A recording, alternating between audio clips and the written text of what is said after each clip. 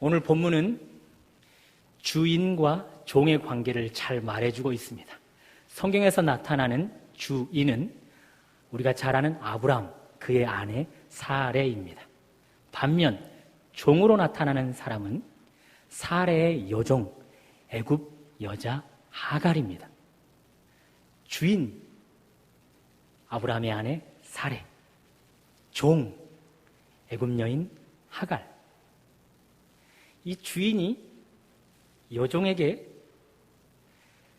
명령을 내려서 이 여종이 임신하는 일을 통해 둘의 관계가 문제가 생깁니다. 각자의 삶을 통해 말씀을 들으면서 나는 누구의 종인가? 또 나에게 참 주인은 누구인가? 생각해 볼 수 있는 시간 되기를 바랍니다. 오늘 본문은 이런 배경으로 시작됩니다. 3절 후반절에 보시면 아브라함이 가나안 땅에 거주한 지 10년 후였더라. 아브라함과 사레가 가나안 땅에 온 지도 10년이 지나버렸습니다. 굉장히 긴 시간이었겠죠. 동시에 아브라함은 그리고 사레는 이 긴 시간 동안 애타게 기다리는 것이 있었습니다. 무엇입니까? 씨입니다. 자식입니다. 10년을 씨를 기다렸습니다. 그런데 10년 동안 그 씨를 얻지 못하고 있습니다. 그도 그럴 것이 하나님께서 약속하시지 않았습니까? 아브라함이 그리고 사레가 이 가나안 땅으로 왔을 때 내 씨로 하늘의 별처럼 바닷가에 모래처럼 많게 하겠다. 하늘의 별은커녕 바다의 모래는커녕 단 씨 하나를 못 보고 있습니다. 10년이라는 시간 동안 말입니다. 그러니 아브라함은 둘째치고 그의 아내 사레도 지쳐버릴 대로 지쳐버렸습니다. 사레 입장에서는 이 10년이라는 시간이 더 길어 보였지요. 하나님을 원망하는 것도 하루 이틀이지, 하나님께 섭섭함을 표현하는 것도 하루 이틀이지, 장차 이 10년이라는 긴 시간을 원망하고 불평하다 보니 이제 그 일 역시 지쳐버렸습니다. 원망할 힘도 남지 않았습니다. 그러면서 서서히 사레는 하나님께 집중하던 눈을 현실에 집중하기 시작했습니다. 그러다 보니 자신의 현실이 비참해 보였습니다. 곧 나의 생리가 끝날 것을 감지했습니다. 그도 그럴 것이 창세기 18장에 보면 아브라함의 아내 사레의 생리가 90살에 끊어졌음을 이야기하는데 90살에 끊어진 것이 아니라 그 이전에도 이미 그의 생리가 끊어져 있을 수 있었습니다. 그러니 사레는 이 10년이라는 시간 동안 그의 폐경을 향하여 신속하게 달려가는 이 시간 속에서 지치고 지쳐 있습니다. 그러면서 생각합니다. 이러다가 영 자식 하나 못 보고 내 인생 끝내는 것 아니야? 내 힘으로 우리 편에서 무엇인가 해봐야 되는 것 아니야? 하나님도 그것을 원하는 것은 아니야? 그런 현실을 집중하던 눈으로 살아가다 보니 그의 눈에 한 여인이 들어왔습니다. 애굽 여인 하갈이었습니다. 그녀는 젊었습니다. 가만히 보니 자식을 잘 낳게 생겼습니다. 죄송합니다. 엉덩이가 커 보였을까요? 아들을 잘 낳게 생겼나 봅니다.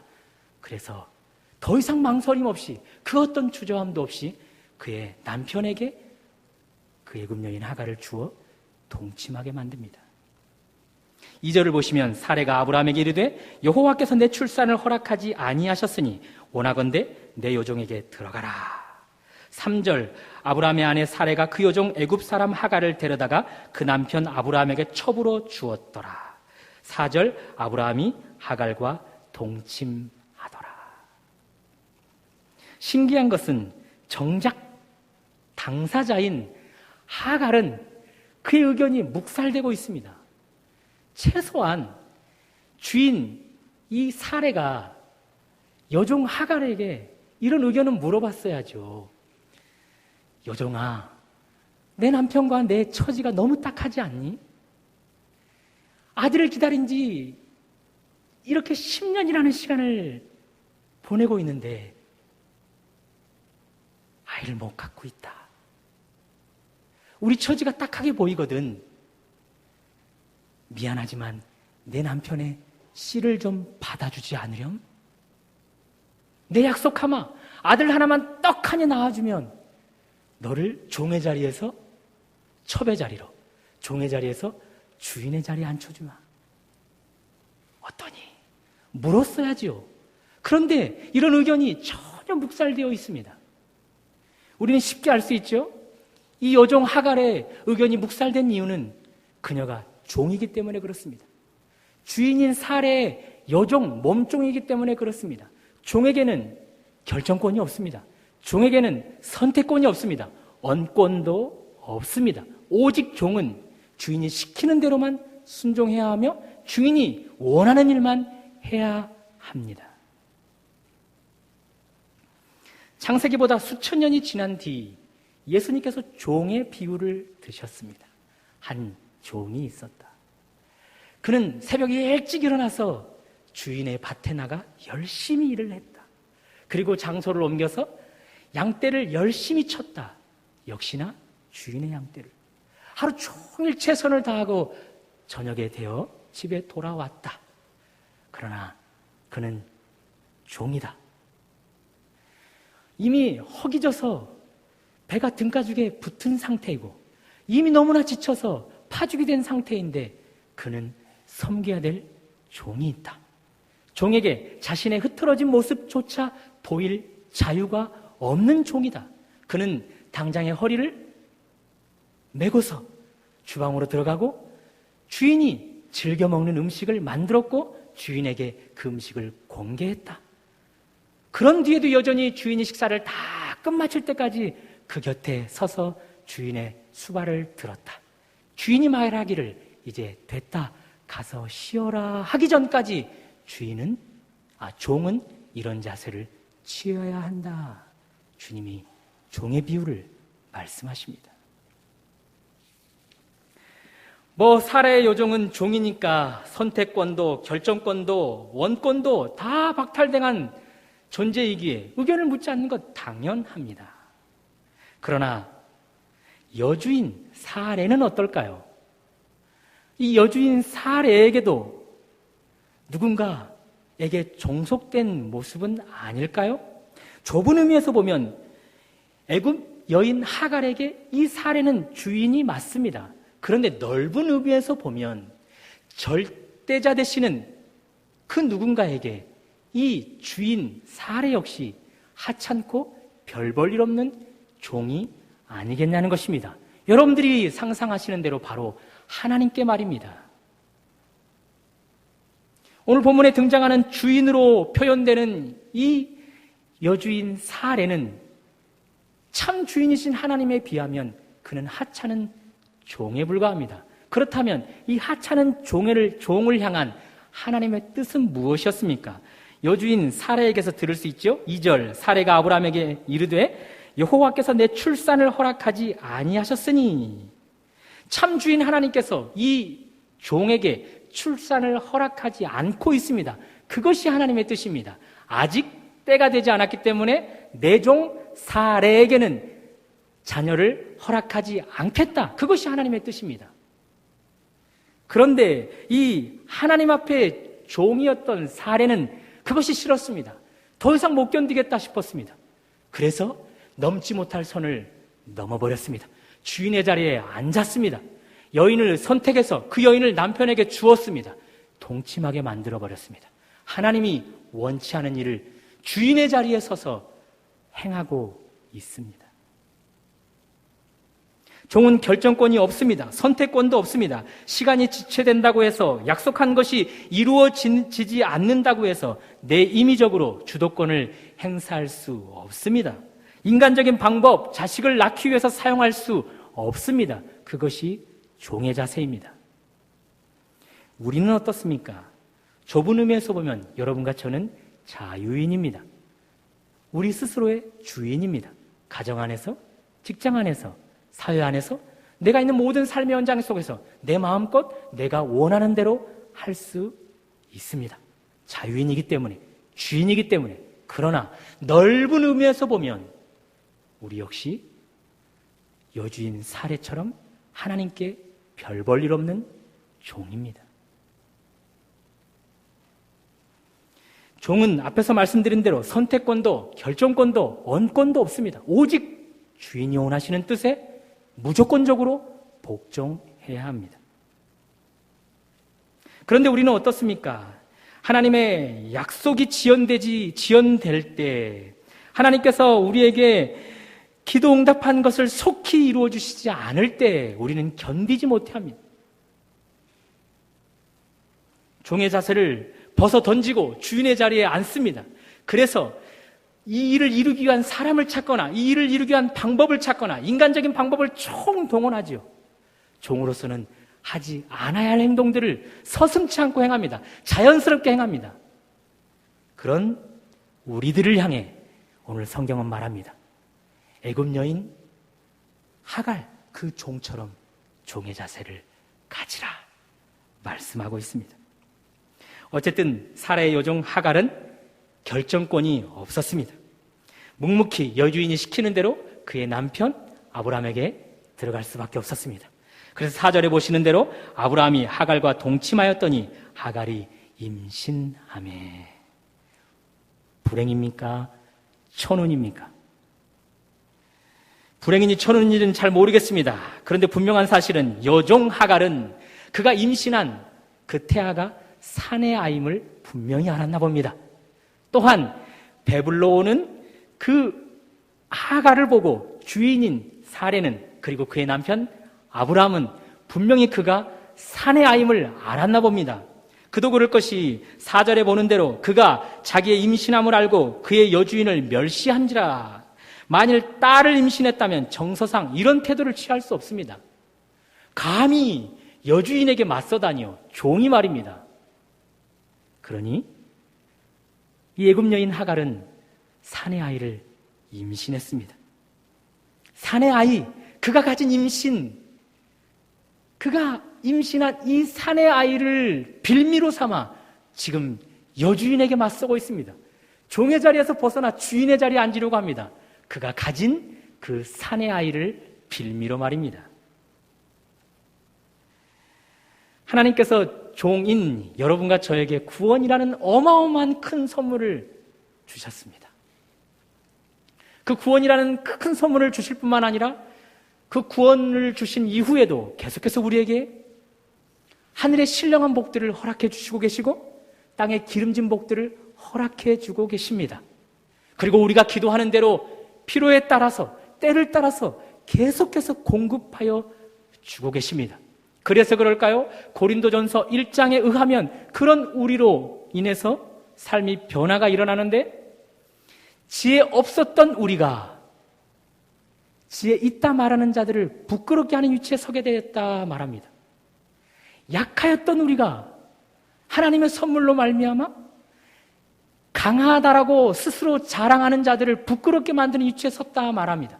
뿐만 아니라 고린도후서 6장에 보시면 하나님의 선물로 말미암아 과거에 근심하였던 우리가 항상 기뻐하는 존재가 되었다 말씀하십니다. 하나님의 선물로 말미암아 과거 가난하였던 우리가 이제는 많은 사람을 부욕해 하는 존재가 되었다 말씀하십니다. 하나님의 선물로 말미암아 아무것도 가지지 못하였던 우리가 모든 것을 가진 자가 되었다 성경은 말씀하고 있습니다. 문제는 그때부터이죠. 성경은 이런 우리들에게 경고합니다. 선줄로 생각하는 자는 넘어질까 조심하라 경고를 하고 있습니다. 그런데 우리는 그 경고를 무시합니다. 경고를 무시한 채 하나님이 분명 주신 것을 내 것인 양, 내가 소유한 것, 내가 가지고 있는 것, 내가 영향력을 행사할 수 있는 것을 내 마음껏 교만해서 그것을 마음껏 사용하는 것이죠. 그것을 빌미로 주인의 자리에 서려고 합니다. 그런 행동이 있다면 오늘 애굽 여인 하갈, 그가 잉태한 산의 아이를 빌미로 주인의 자리에 서려고 했던 것처럼 우리도 동일한 행동을 하고 있는 것입니다. 사내를 임신한 결실을 알고 교만해진 애굽 여인과 똑같이 우리가 행하고 있는 것이죠. 성경은 그런 우리들에게 교만함을 내려놓고 하나님이 주신 은혜에 잠잠하게 겸손할 것을 말씀하고 계십니다. 어쨌든 여종 하갈 갑자기 교만해졌습니다. 감히 여주인을 무시했습니다. 그때 이 여주인이 이 여종에게 당하던 그 기분이 어떨까요? 온갖 모욕감을 다 느끼겠죠? 그래서 5절 이렇게 표현합니다. 사레가 아브라함에게 말하죠. 내가 받는 모욕은 당신이 받아야 마땅하도다. 모욕감을 느끼고 있습니다. 다시 한번 하나님의 관점에서 생각해 볼까요? 사레는 하나님께 종입니다. 특별히 씨를 낳는 일에는 절대적으로 주인의 뜻을 따라야 하는 종입니다. 묵묵히 하나님이 주실 때까지 기다려야 하는 종입니다. 믿음으로 인내해야만 했습니다. 종이기 때문에 그렇습니다. 그런데 사레는 그것이 싫었습니다. 그래서 하나님의 자리에 앉아버렸습니다. 여종을 취해서 그 여종을 남편에게 주었고 결국 씨를 만들어버렸습니다. 사레의 이런 행동, 그의 참주인 하나님을 멸시하는 행동은 아닐까요? 그 여주인 사레의 행동으로 말미암아 그의 참주인 하나님이 모욕을 받고 있지는 않을까요? 그러니 사레가 당하는 멸시는, 여종 하갈에게 당하는 멸시는 넘지 말아야 될 선을 넘어버린 여종에게 하나님이 주시는 채찍은 아닐까요? 주제넘게 행동하는 종에게 주인이 내리시는 채찍, 인생 막대기는 아니겠습니까? 혹 요즘 누군가에게 황당한 대접을 받고 계시는 분들이 있습니까? 누군가가 나를 멸시하여 모욕을 느끼는 일들이 있으십니까? 여러 가지 이유가 있겠지만 혹 하나님 앞에서 종의 자세를 벗어던진 이유 때문에 하나님이 우리에게 주시는 벌은 아니겠습니까? 우리는 생각해 보아야 합니다. 종이 넘어서는 안 될 선을 넘어버리고 종으로서는 도저히 할 수 없는 일들을 당연한 것처럼 행한 결과 하나님이 우리에게 사용하시는 인생 채찍입니다.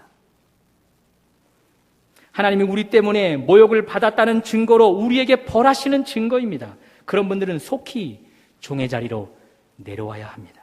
겸손의 자리로 내려와야 합니다. 어쨌든 사레, 종의 태도에 대단히 분노했습니다. 그래서 이 모욕은 당신이 받아야 한다 그러면서 남편을 나무라면서 책임을 떠넘기고 있습니다. 이 일로 아브람 결단을 내려야 했죠. 6절입니다. 여러분들이 한번 읽어봐 주시겠습니까? 6절 시작.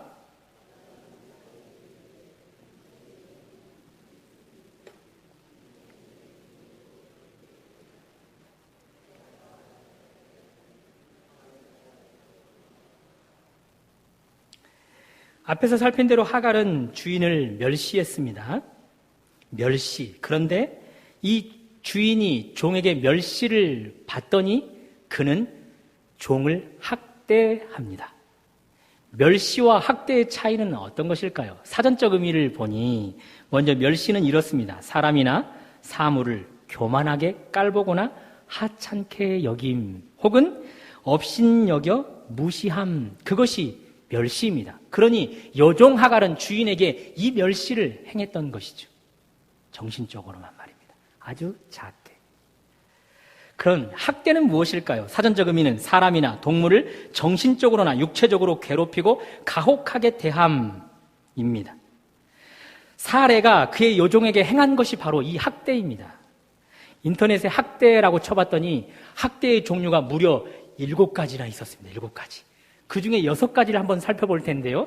나는 혹시 학대를 누군가에게 가하고 있지는 않는지 한번 생각해 보시면서 들어보십시오. 첫 번째, 신체적 학대입니다. 이 신체적 학대는 때림, 발로 참, 밀침, 머리 잡아당김, 목을 조름, 물건으로 때림, 물건을 부숨, 끓는 물 혹은 찬물을 부어 던짐, 담뱃불을 들이댐, 침을 뱉음, 방에 가둠, 다쳤는데 병원에 보내지 않음, 그 밖에 다른 폭력.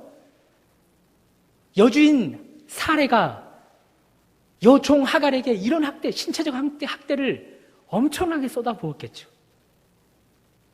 두 번째, 언어적 학대입니다. 욕설, 폄훼하는 발언, 비방하고 다니는 행위, 허위사실을 유포하는 행위. 허위사실을 유포하는 행위. 혹 과거 보디발의 아내가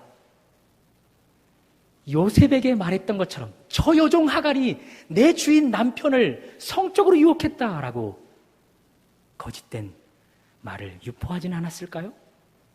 세 번째, 정신적 학대입니다. 무시함, 일거수일투족을 감시, 스트레스를 받을 만한 행동을 고의적으로 되풀이함. 네 번째, 성적 학대입니다. 성교를 강요하는 것이죠. 혹 여주인 사례는 다른 남종을 끌어다가 이 애굽 여인 하갈에게 성적으로 학대를 시키지는 않았을까요? 다섯 번째, 경제적 학대입니다. 직업을 갖지 못하게 하고 생활비를 주지 않음. 여섯 번째, 사회적 격리입니다. 다른 종들로부터 또 모든 사람들로부터 왕따를 시킴, 그리고 출입을 금지시키고 가둬둠. 이렇게 첫 번째부터 여섯 번째까지 학대라는 종류가 이렇게 많은데 이 어마어마한 양의 학대를 여주인 사례가 여종 하갈에게 쏟아내지는 않았을까요?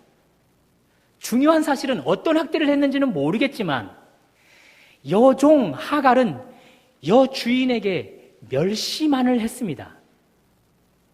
그런데 이 여종에게 멸시를 받던 여주인은 어마어마한 학대를 그에게 행하고 있다는 것이죠.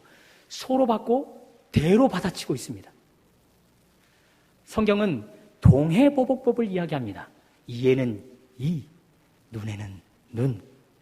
이가 상했으면 그대로 이만을 상하게 해야 합니다. 눈이 상했으면 그대로 상대방의 눈만을 상하게 해야 합니다. 그 동해보복법을 하나님께서 법으로 제정하셔서 어느 누구도 누군가에게 더 피해를 받지 않도록 하나님께서 법적으로 그들을 보호하셨습니다. 인간의 잔악상을 알고 계시는 하나님이셨기 때문에 그렇습니다. 그런데 이 여주인 사례는, 하나님을 잘 믿고 있었던 이 사례는 여종에게 멸시라는 작은 것을 받았는데 대로 쏟아붓고 있습니다. 동해보복법을 사용하지 않습니다. 멸시를 받았으면 멸시를 갚아야 되는데 멸시를 받고서 학대를 던지고 있습니다. 잔인하게 말입니다. 얼마나 그 학대가 심했으면 아이를 임신한 이 여종 하갈이 도망쳐버립니다. 당시 여종의 몸으로 도망간다, 혼자 몸으로 도망간다, 그것은 생명을 잃는 길을 말합니다. 그러니 그만큼 그 학대가 죽음을 방불케 하는 고통이었다는 사실입니다. 다시 하나님의 관점으로 돌아가 볼까요?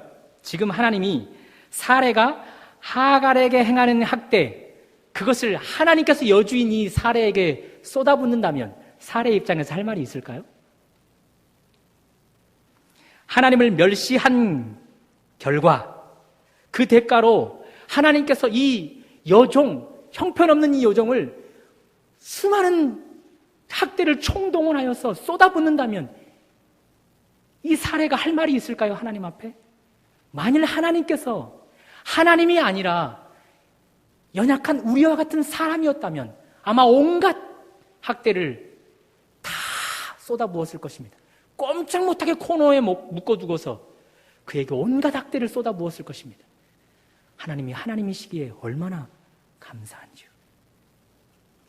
말씀을 준비하면서 이 부분에 얼마나 큰 은혜가 되었는지요. 사랑하는 여러분, 여러분과 저는 하나님의 종입니다. 종인데 우리는 종의 신분을 벗어나는 죄를 너무나 자주 행하죠. 그런 죄를 행하는 종들인 우리에게 하나님께서 동해보복법을 적용한다면 어떨까요? 한번 예를 들어볼까요? 제가 이 손으로 누군가를 때렸습니다. 죄를 지었습니다. 그랬더니 하나님이 손에는 손, 그러면서 손을 빼앗아가 버리십니다. 내가 이 다리로 죄악을 향해 빨리 걸어갔더니 이 죄값으로 다리에는 다리, 그러면서 동해보복법을 적용하여 이 다리를 가져가 버리십니다. 제가 입술로 누군가를 아프게 하고 상처를 줬더니 하나님께서 동해보복법을 적용하셔서 이 입술을, 입에는 입, 그러면서 빼앗아가 버리십니다. 그렇다면 저의 사지가 남아있을 수 있을까요? 온전한 게 있을까요? 사랑하는 여러분, 하나님은 여전히 영적으로 이 동해보복법을 조금 더 확대해서 우리에게 적용하는 것 같습니다. 한번 예를 들어볼까요? 앞에서 말씀드렸던 것처럼 제가 역시나 이 손으로 누군가를 때렸습니다. 죄를 지었습니다. 그랬더니 하나님께서 동해보복법을 적용하셔서 이 손을 빼앗아 가시는데 저의 손을 빼앗아 가지 않고 그 아들 예수님의 손을 십자가에서 빼앗아 가십니다. 똑같은 이 다리로 죄를 지었더니 하나님께서 동해보복법을 적용하시더니 이 다리에는 다리를 빼앗아 가야 되는데 저의 다리가 아닌 그 아들 예수님의 다리를 빼앗아 가셨습니다. 내가 온몸으로 죄를 지었는데 동해보복법을 적용하신 하나님께서 이 온몸을 빼앗아 가셔야 하는데 저의 몸뚱아리가 아닌 그 아들 예수님의 몸을 다 십자가에서 죄값으로 빼앗아 가셨습니다. 그가 찔림은 우리의 허물이요 그가 상함은 우리의 죄악 때문이라. 그가 징계를 받음으로 우리가 평화를 누리고 그가 채찍에 맞음으로 우리가 나음을 입었도다.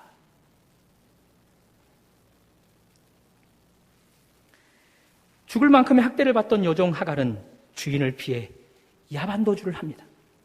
6절을 하반절을 보시면 사레가 하갈을 학대하였더니 하갈이 사레 앞에서 도망하였더라. 그러자 하나님이 곧 그를 찾아와서 만나주시지요. 여기서도 적용이 가능하지 않습니까? 우리는 하나님을 주인으로 모시는 것보다 여전히 우리가 주인 역할을 하려고 합니다. 그 주인 역할을 할 때 결과가 무엇입니까? 결국 도망길입니다. 도망길에 서서 생명을 잃는 길을 걸어갈 수밖에 없습니다. 도망자 신세는 이런 것이죠. 여러분 죄를 지어보신 분들은 아실 것입니다. 내가 죄를 지으면 교회에 오고 싶습니까? 안 오고 싶습니까? 내가 죄를 지으면 하나님께 나오고 싶은 마음이 더 간절해집니까? 아니면 하나님에게서 더 도망가고자 하는 마음이 간절해집니까? 아담과 하와, 첫사람, 이 두 사람이 하나님께서 먹지 말라 하는 선악을 알게 하는 열매를 먹고 말았습니다. 정령 죽으리라는 열매를 따먹고 말았습니다. 어마어마한 죄를 지었습니다. 당장에 엎드려서 하나님 앞에 나아가 회개해야만 했었습니다. 그런데 그들은 그렇게 할 수 없었습니다. 오히려 하나님을 도망갔습니다. 오히려 하나님을 도망해서 피해 숨었습니다. 왜 그렇습니까? 죄가 하나님과 그들 사이를 내어버렸습니다. 결코 죄가 그들을 하나님께 향하지 못하게 하고 오히려 죄가 그들을 달아나게 만들고 숨게 만들고 피하게 만들어버립니다. 주일날 부부싸움을 해보십시오. 반드시 믿음이 약한 배우자 쪽에서 나 교회 안 가! 당신 혼자 가!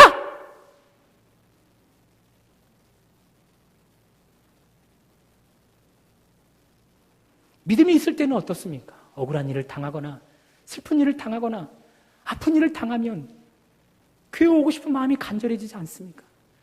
내가 교회에 가서 주님을 만나면 내 이 아픈 마음을 주님이 어루만져 주실 것 같고 내가 눈물을 흘리면 주님이 그 피 묻은 손으로 나의 눈물을 닦아주실 것만 같고 그런 마음이 믿음이 있을 때는 든다는 것이죠. 그러나 죄가 자리를 잡아버리면 종의 자리에서 떠나 죄가 우리의 마음을 지배해버리면 하나님을 피해 도망가는 신세, 생명을 잃는 신세로 계속해서 살아갈 수밖에 없습니다. 그런 의미에서 오늘 아침부터 이 수요 예배를 사모하신 분들은 얼마나 은혜입니까? 주일이 기다려주시는 분들은 얼마나 은혜입니까?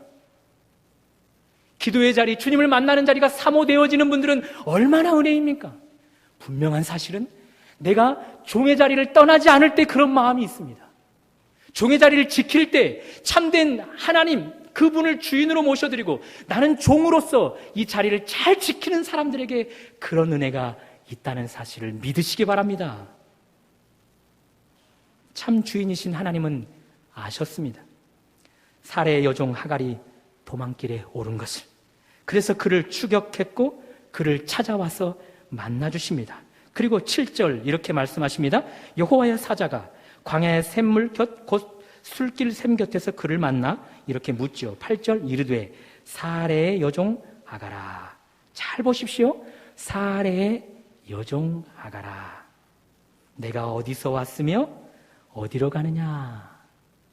이 질문 속에 여종 하갈이 반은 하나님이 주신 답변 속에서 하나님이 주신 질문 속에서 답변을 할 수 있죠.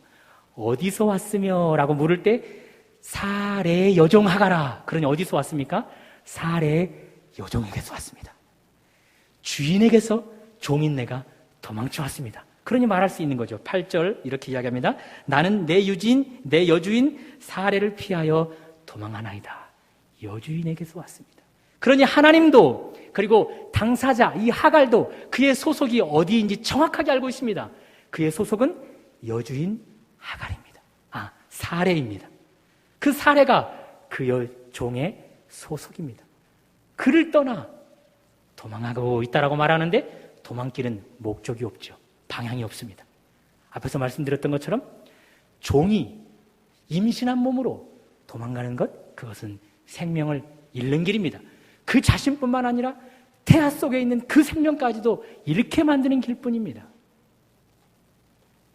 그래서 이런 불쌍한 여인을 우리 참 주인은 찾아오셨습니다. 그리고 만나주십니다. 그리고 이렇게 이야기합니다. 9절, 여호와의 사자가 그에게 이르되 내 여주인에게로 돌아가서 그에게 복종하라. 여러분, 이 본문 속에서 지금 이 문제를 책임져야 될 여주인 사례는 어디 있는 거죠? 문제의 주범이었던 여주인 사례, 이 여종을 취해서 자기 남편에게 주어서 문제를 일으켰던 이 여주인 사례, 도망길에 놓여있는 생명을 잃을 수밖에 없는 이 여인을 두고 이 여주인 사례는 도대체 어디 있는 것입니까? 참 이 여주인 잔인하지 않습니까? 달 때는 삼켰습니다. 그런데 이제 쓸 때는 무차별 버려버립니다. 한 번은 다윗이 왕이 되기 전에 시글락이라는 곳에 잠시 머물러 있었습니다. 그곳에 그의 아내와 그리고 용사들의 모든 아내들을 두고서 잠시 비웠다가 돌아왔는데 아말렉이라는 족속이 이 시글락으로 쳐들어와서 다윗의 아내들을 다 빼앗아가고 그리고 그의 용사들의 처자들을 다 빼앗아갔습니다. 용기를 잃고 낙담하여 있다가 용기를 다시 냈습니다. 하나님께 추격 명령을 받고서 이제 추격하기 시작했습니다. 그런데 시일이 늦어서 도대체 어디로 추격해야 이 아말렉을 추격할 수 있을지 방법이 없습니다. 그러던 길에 한 종을 만납니다. 이 종이 병들어서 쓰러져 있습니다. 알고 봤더니 이 종은 이 지금 다윗의 아내들과 그리고 그의 용사들의 처자들을 다 빼앗아간 아말렉 그 중에 주인 한 사람이 버린 종입니다. 병들어서 쓸모없이 여겨지니 버려버렸습니다. 얼마나 사람 주인들은 잔인합니까? 달면 삼키고 쓰면 뱉어버리죠. 단맛만 쪽쪽 빨아먹고 이제 쓸 가치가 없으니 가차없이 버려버립니다. 그런데 다윗은 그에게 먹을 것을 줍니다. 그리고 그를 돌봅니다. 그리고 그를 치료합니다. 그랬더니 이 병들어 있던 종이 건강을 회복한 뒤 아말렉이 갔던 길을 알려줍니다. 그 길로 추격해서 아말렉을 잡았고 결국 빼앗겼던 것들을 다 다시 되찾아오는 은혜를 맛봅니다. 여러분, 사람 주인 잔인합니다. 그런데 다윗은 어떻습니까? 그런 종을, 하찮아 보이는 종을 먹이고 치료하고 돌봅니다. 하나님이 그렇습니다. 하나님. 우리 하나님이 그렇습니다. 우리의 단맛만 빨아먹는 하나님이 아니라 하찮게 보이는 죽을 길을, 생명을 잃을 길을 가고 있는 그런 우리를 향해 찾아오시는 하나님이십니다.